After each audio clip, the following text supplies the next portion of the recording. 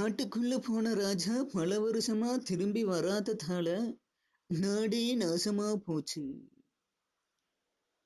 கரடியும் புலியும் தன்னோட காலுக்கடியிலிருந்து ராஜாவை ரிலீஸ் பண்ணவே இல்லை.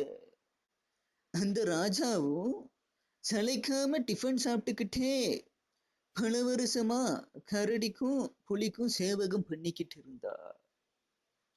இந்த கேப்ல தான் ராணி பெத்துண்டு வந்த கரடி குட்டி வளர்ந்து பெருசாகிறது. அப்பதான் அந்த ராணிக்கு ஒரு ஐடியா வருது. என்னன்னு பாக்குறீங்களா? தன்னையும் தன்னோட புருஷனையும் மாறி மாறி வாய்ப்போட வச்ச அந்த கரடியை தீத்துக்கிட்ட ராணி தன்னோட கரடி குட்டிய காட்டுக்கு போக சொல்லி கட்டளையிடுறா. ஆனா அந்த கரடி குட்டி காட்டுக்கு போக மறுக்குது.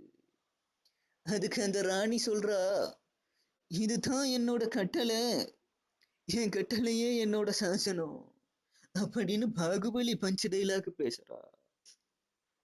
அந்த காண்டான கரடி காட்டுக்கு போகும்போது கண்ணுல பட்டவாளையெல்லாம் கண்டபடி கண்ணை மூடிட்டு காட்டுத்தனமா கற்பழிக்குது. காட்டுல கரடி குட்டி காலை வச்ச உடனே அப்பா கரடி காலுக்கு அடியில கரண்ட் பாஸ் ஆகுறது அப்படின்னு நினைப்பீங்க. அதுதான் இல்ல. இங்கதான் நம்ம ஸ்டோரியில ஒரு ட்விஸ்ட்.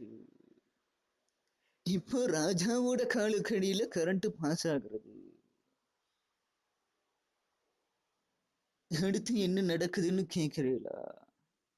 அது நான் என்னோட அடுத்த ஆடியோல சொல்றேன்.